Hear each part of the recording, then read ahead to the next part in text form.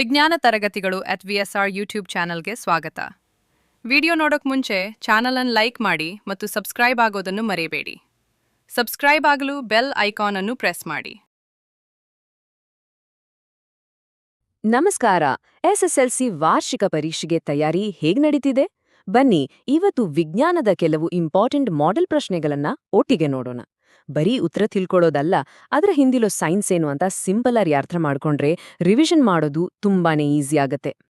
ಸರಿ, ಶುರು ಮಾಡೋಕ್ಕೂ ಮುಂಚೆ ಸ್ವಾಮಿ ವಿವೇಕಾನಂದರ ಈ ಸ್ಫೂರ್ತಿದಾಯಕ ಮಾತನ್ನು ನೆನ್ಪಲ್ಲಿಟ್ಕೊಳ್ಳೋಣ. ಇದೇ ಪಾಸಿಟಿವ್ ಎನರ್ಜಿಯೊಂದಿಗೆ ಇವತ್ತಿನ ನಮ್ಮ ಕಲಿಕೆಯನ್ನ ಶುರು ಮಾಡೋಣ. ಆಯ್ತು, ಹಾಗಿದ್ರೆ ಯಶಸ್ಸಿನ ಕಡೆಗೆ ಮೊದಲ ಹೆಜ್ಜೆ ಇಡೋಣ. ನೋಡಿ, ಕಷ್ಟ ಅನ್ನಿಸೋ ಸೈಂಟಿಫಿಕ್ ಕಾನ್ಸೆಪ್ಟ್ಗಳನ್ನ ಸಿಂಪಲ್ ಪ್ರಶ್ನೆಗಳಾಗಿ ಬ್ರೇಕ್ ಮಾಡಿ ಉತ್ತರಗಳನ್ನ ಹೇಗೆ ಈಸಿಯಾಗಿ ನೆನಪಿಟ್ಕೋಬಹುದು ಅನ್ನೋ ಟೆಕ್ನಿಕ್ಗಳನ್ನ ಕಲಿಯೋಣ. ಮೊದಲಿಗೆ ನಾವು ಫಿಸಿಕ್ಸ್ ಬಗ್ಗೆ ಮಾತಾಡೋಣ.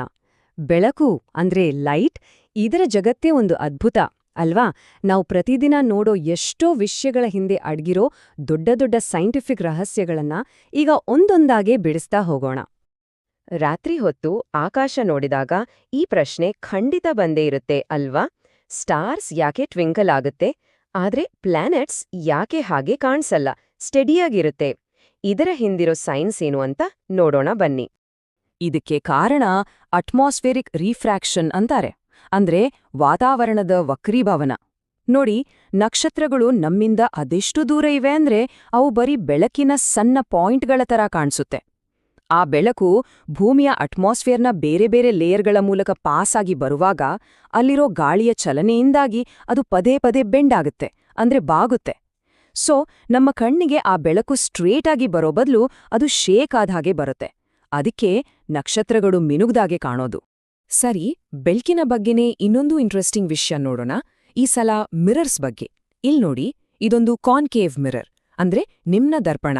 ಒಂದು ವಸ್ತುವನ್ನ ಅದರ ಸೆಂಟರ್ ಆಫ್ ಕರ್ವೇಚರ್ C ಮತ್ತು ಪ್ರಿನ್ಸಿಪಲ್ ಫೋಕಸ್ F ಮಧ್ಯೆ ಇಟ್ಟಾಗ ಅದರ ಇಮೇಜ್ ಅಂದ್ರೆ ಪ್ರತಿಬಿಂಬ ಎಲ್ಲಿ ಮತ್ತೆ ಹೇಗೆ ಫಾರ್ಮ್ ಆಗುತ್ತೆ? ಈ ರೇ ಡಯಾಗ್ರಾಮ್ನಲ್ಲಿ ಅದನ್ನ ಕ್ಲಿಯರ್ ಆಗಿ ನೋಡ್ಬೋದು. ಓಕೆ, ಈ ಇಮೇಜ್ನ ಪ್ರಾಪರ್ಟೀಸ್ ಏನಪ್ಪಾ ಅಂದ್ರೆ, ಮೊದಲನೇದಾಗಿ ಇದು ರಿಯಲ್ ಅಂಡ್ ಇನ್ವರ್ಟೆಡ್, ಅಂದ್ರೆ ಸತ್ಯ ಮತ್ತು ತಲೆ ಕೆಳಗಾದ ಪ್ರತಿಬಿಂಬ. ರಿಯಲ್ ಅಂದ್ರೆ ಇದನ್ನ ಒಂದು ಸ್ಕ್ರೀನ್ ಮೇಲೆ ಮೂಡಿಸ್ಬೋದು. ಇನ್ವರ್ಟೆಡ್ ಅಂದ್ರೆ ವಸ್ತು ಹೇಗಿದೆಯೋ ಅದಕ್ಕೆ ಉಲ್ಟಾ ಕಾಣಿಸುತ್ತೆ. ಎರಡನೇ ಪಾಯಿಂಟ್, ಇದರ ಸೈಜ್. ಇದು ಮ್ಯಾಗ್ನಿಫೈಡ್, ಅಂದ್ರೆ ವಸ್ತುವಿಗಿಂತ ದೊಡ್ಡದಾಗಿ ಕಾಣುತ್ತೆ. ಪರೀಕ್ಷೆಯಲ್ಲಿ ಈ 3 ಪಾಯಿಂಟ್ಸ್ ನೆನ್ಪಿಟ್ಕೊಳ್ಳೋದು ತುಂಬಾನೇ ಇಂಪಾರ್ಟೆಂಟ್. ಫಿಸಿಕ್ಸ್ನಿಂದ ಈಗ ಕೆಮಿಸ್ಟ್ರಿಗೆ ಹೋಗೋಣ. ಇಲ್ಲೊಂದು ಇಂಟ್ರೆಸ್ಟಿಂಗ್ ರಹಸ್ಯ ಇದೆ. ನಾವು ದಿನಾ ಬಳಸೋ ಒಂದು ಮೆಟಲ್ ತನ್ನೊಳಗೆ ಒಂದು ದೊಡ್ಡ ಸೀಕ್ರೆಟ್ನ ಬಚ್ಚಿಟ್ಕೊಂಡಿದೆ. ಅದೇನು ಅಂತ ಈಗ ನೋಡೋಣ. ಅಲ್ಯೂಮಿನಿಯಂ. ಇದು ಒಂದು ಹೈಲಿ ರಿಯಾಕ್ಟಿವ್ ಮೆಟಲ್. ಆದ್ರೆ ಬೇರೆ ಮೆಟಲ್ಸ್ಗಳ ತರ ಇದು ಸುಲಭವಾಗಿ ಕೊರೋಡ್ ಆಗಲ್ಲ, ಅಂದ್ರೆ ತುಕ್ಕು ಹಿಡಿಯಲ್ಲ. ವಿಚಿತ್ರ ಅಲ್ವಾ? ಯಾಕಂದ್ರೆ ರಿಯಾಕ್ಟಿವ್ ಆಗಿದ್ರೆ ಬೇಗ ಹಾಳಾಗ್ಬೇಕಿತ್ತು. ಇದರ ಹಿಂದಿನ ಕಾರಣವಾದ್ರೂ ಏನು?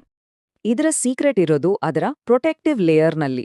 ಏನಾಗುತ್ತೆ ಅಂದ್ರೆ, ಅಲ್ಯೂಮಿನಿಯಂ ಗಾಳಿಗೆ ಎಕ್ಸ್ಪೋಸ್ ಆದ ತಕ್ಷಣ ಅದು ಆಕ್ಸಿಜನ್ ಜೊತೆ ರಿಯಾಕ್ಟ್ ಆಗಿ ತನ್ನ ಮೇಲೆ ತಾನೇ ಅಲ್ಯೂಮಿನಿಯಂ ಆಕ್ಸೈಡ್ ಅನ್ನೋ ಒಂದು ತೆಳುವಾದ ಆದ್ರೆ ತುಂಬಾನೇ ಸ್ಟ್ರಾಂಗ್ ಆದ ಲೇಯರ್ನ ಫಾರ್ಮ್ ಮಾಡ್ಕೊಳ್ಳುತ್ತೆ. ಈ ಲೇಯರ್ ಒಂದು ರೀತಿ ರಕ್ಷಣಾ ಕವಚದ ತರ ಕೆಲಸ ಮಾಡುತ್ತೆ. ಒಳಗಿರೋ ಅಲ್ಯೂಮಿನಿಯಂ ಅನ್ನ ಹೊರಗಿನ ವಾತಾವರಣದಿಂದ ಪ್ರೊಟೆಕ್ಟ್ ಮಾಡುತ್ತೆ. ಹಾಗಾಗಿ ಅದು ತುಕ್ಕು ಹಿಡಿಯೋದಿಲ್ಲ. ಈ ಪ್ರಾಸೆಸ್ಗೆ ಆನೋಡೈಸಿಂಗ್ ಅಂತಾನೂ ಕರೀತಾರೆ. ಆಯ್ತು, ಫಿಸಿಕ್ಸ್ ಮತ್ತು ಕೆಮಿಸ್ಟ್ರಿ ಆಯ್ತು. ಈಗ ಬಯಾಲಜಿ ಕಡೆಗೆ ಹೋಗೋಣ. ಅಂದ್ರೆ ಜೀವ ಜಗತ್ತಿನ ಕೌತುಕಗಳನ್ನ ನೋಡೋಣ. ನೇಚರ್ನಲ್ಲಿ ಜೀವಿಗಳು ಬದುಕೋದಕ್ಕೆ ಎಂಥಂಥ ಅದ್ಭುತವಾದ ಅಡ್ಯಾಪ್ಟೇಷನ್ಗಳನ್ನ ಮಾಡಿಕೊಂಡಿರುತ್ತೆ ಅಲ್ವಾ? ಅದ್ರ ಬಗ್ಗೆನೇ ಈಗ ತಿಳಿಯೋಣ. ಮೊದಲ ಪ್ರಶ್ನೆ ಪ್ಲಾಂಟ್ ರೀಪ್ರೊಡಕ್ಷನ್ ಬಗ್ಗೆ. ಒಂದು ಹೂವಿನಲ್ಲಿ ಬರೀ ಸ್ಟೇಮನ್ ಅಂದ್ರೆ ಗಂಡು ಭಾಗವಾದ ಕೇಸರಗಳು ಮಾತ್ರ ಇದ್ರೆ ಅದರಲ್ಲಿ ಸೆಲ್ಫ್ ಪಾಲಿನೇಷನ್ ಅಂದ್ರೆ ಸ್ವಕೀಯ ಪರಾಗಸ್ಪರ್ಶ ಆಗೋಕೆ ಸಾಧ್ಯನಾ? ಒಂದು ಕ್ಷಣ ಯೋಚನೆ ಮಾಡಿ. ಉತ್ತರ ಇಲ್ಲ, ಸಾಧ್ಯವಿಲ್ಲ. ಯಾಕಂದ್ರೆ ಸೆಲ್ಫ್ ಪಾಲಿನೇಷನ್ ಆಗ್ಬೇಕು ಅಂದ್ರೆ ಒಂದೇ ಹೂವಿನಲ್ಲಿ ಸ್ಟೇಮನ್ ಅಂದ್ರೆ ಗಂಡು ಭಾಗ ಮತ್ತೆ ಸ್ಟಿಗ್ಮಾ ಅಂದ್ರೆ ಹೆಣ್ಣು ಭಾಗ ಎರಡೂ ಇರಬೇಕು. ಅಂಥ ಹೂವುಗಳನ್ನ ನಾವು ಬೈಸೆಕ್ಷುವಲ್ ಫ್ಲವರ್ಸ್ ಅಂತ ಕರಿತೀವಿ. ಈಗ ಇನ್ನೊಂದು ಇಂಟ್ರೆಸ್ಟಿಂಗ್ ಬಯಾಲಜಿ ಪ್ರಶ್ನೆ. ನೆಲದ ಮೇಲೆ ಇರೋ ಪ್ರಾಣಿಗಳಿಗೆ ಹೋಲಿಸಿದ್ರೆ ನೀರಿನಲ್ಲಿ ವಾಸ ಮಾಡೋ ಮೀನಿನಂತಹ ಜೀವಿಗಳು ಯಾಕೆ ಅಷ್ಟು ಫಾಸ್ಟಾಗಿ ಉಸಿರಾಡುತ್ತೆ? ಯಾವತ್ತಾದ್ರೂ ಗಮನಿಸಿದ್ರಾ? ಇದಕ್ಕೆ ಕಾರಣ ಸಿಂಪಲ್, ಆಕ್ಸಿಜನ್ ಎಷ್ಟಿದೆ ಅನ್ನೋದ್ರ ಮೇಲೆ. ನೋಡಿ, ನಾವು ಉಸಿರಾಡೋ ಗಾಳಿಯಲ್ಲಿ ಆಕ್ಸಿಜನ್ ಪ್ರಮಾಣ ಜಾಸ್ತಿ ಇರುತ್ತೆ. ಆದ್ರೆ ನೀರಲ್ ಕರಗಿರೋ ಆಕ್ಸಿಜನ್ ಪ್ರಮಾಣ ತುಂಬಾನೇ ಕಡಿಮೆ. ಹಾಗಾಗಿ ತಮ್ಮ ದೇಹಕ್ಕೆ ಬೇಕಾದಷ್ಟು ಆಕ್ಸಿಜನ್ ಪಡ್ಕೊಳ್ಳೋಕೆ ಆ ಜಲಚರಗಳು ತುಂಬಾನೇ ನೀರನ್ನ ತಮ್ಮ ಗಿಲ್ಸ್ ಅಂದ್ರೆ ಕಿವುರುಗಳ ಮೂಲಕ ಪಾಸ್ ಮಾಡ್ಬೇಕಾಗತ್ತೆ. ಅದಕ್ಕೋಸ್ಕರನೇ ಅವು ಅಷ್ಟು ವೇಗವಾಗಿ ಉಸಿರಾಡೋದು. ಸರಿ, ನಾವಿಲ್ಲಿವರೆಗೆ ಚರ್ಚೆ ಮಾಡಿದ ಎಲ್ಲಾ ಇಂಟ್ರೆಸ್ಟಿಂಗ್ ವಿಷಯಗಳನ್ನ ಒಂದ್ಸಲ ಕ್ವಿಕ್ ಆಗಿ ರೀಕ್ಯಾಪ್ ಮಾಡ್ಕೊಂಡ್ಬಿಡೋಣ. ಎಕ್ಸಾಮ್ ಟೈಮ್ನಲ್ಲಿ ಲಾಸ್ಟ್ ಮಿನಿಟ್ ರಿವಿಷನ್ಗೆ ಇದು ಖಂಡಿತ ಹೆಲ್ಪ್ ಆಗುತ್ತೆ. ನೆನ್ಪಲ್ಲಿಟ್ಕೊಳ್ಳಿ, ಪಾಯಿಂಟ್ ನಂಬರ್ 1 ಸ್ಟಾರ್ಸ್ ಟ್ವಿಂಕಲ್ ಆಗೋಕೆ ಕಾರಣ atmospheric refraction. Point number 2 concave ಮಿರರ್ನ ಸಿ ಮತ್ತೆ ಎಫ್ ಮಧ್ಯ ವಸ್ತುವನ್ನ ಇಟ್ಟಾಗ ಸಿಗೋ ಇಮೇಜ್ ರಿಯಲ್, ಇನ್ವರ್ಟೆಡ್ ಮತ್ತೆ ಮ್ಯಾಗ್ನಿಫೈಡ್ ಆಗಿರುತ್ತೆ. ಪಾಯಿಂಟ್ ನಂಬರ್ 3 ಅಲ್ಯೂಮಿನಿಯಂ ತುಕ್ಕು ಹಿಡಿದೇ ಇರೋಕೆ ಕಾರಣ ಅಧ ಮೇಲಿರೋ oxide layer. And finally point number 4 ನೀರಲ್ಲಿ ಡಿಸಾಲ್ವ್ ಆಗಿರೋ ಆಕ್ಸಿಜನ್ ಕಡಿಮೆ ಇರೋದ್ರಿಂದ ಜಲಚರಗಳು ಫಾಸ್ಟ್ ಆಗಿ ಉಸಿರಾಡ್ತೆ. ಹೋಗೋಕ್ಕೂ ಮುನ್ನ ಒಂದು ಕೊನೆಯ ಪ್ರಶ್ನೆ. ಇವತ್ತು ನಾವು ಮಾತಾಡಿದ ಈ ಸೈಂಟಿಫಿಕ್ ಪ್ರಿನ್ಸಿಪಲ್ಸ್ಗಳಲ್ಲಿ ಯಾವುದನ್ನೆಲ್ಲ ನಮ್ಮ ಡೈಲಿ ಲೈಫ್ನಲ್ಲಿ ಗಮನಿಸಬಹುದು? ಅದು ರಾತ್ರಿ ಹೊತ್ತು ಆಕಾಶದಲ್ಲಿ ಮಿನುಗೋ ನಕ್ಷತ್ರ ಇರಬಹುದು, ಅಥವಾ ಅಡಿಗೆ ಮನೆಯಲ್ಲಿರೋ ಅಲ್ಯೂಮಿನಿಯಂ ಪಾತ್ರೆನೇ ಇರಬಹುದು. ಯಾವಾಗ್ಲೂ ನೆನ್ಪಿಡಿ, ಸೈನ್ಸ್ ಅನ್ನೋದು ಬರೀ ಬುಕ್ನಲ್ಲಿಲ್ಲ, ನಮ್ಮ ಸುತ್ತಮುತ್ತಲೇ ಇದೆ. ನೋಡ್ತಾ ಇರಿ, ಕಲಿತಾ ಇರಿ. ಪರೀಕ್ಷೆಗೆ ಆಲ್ ದ ಬೆಸ್ಟ್.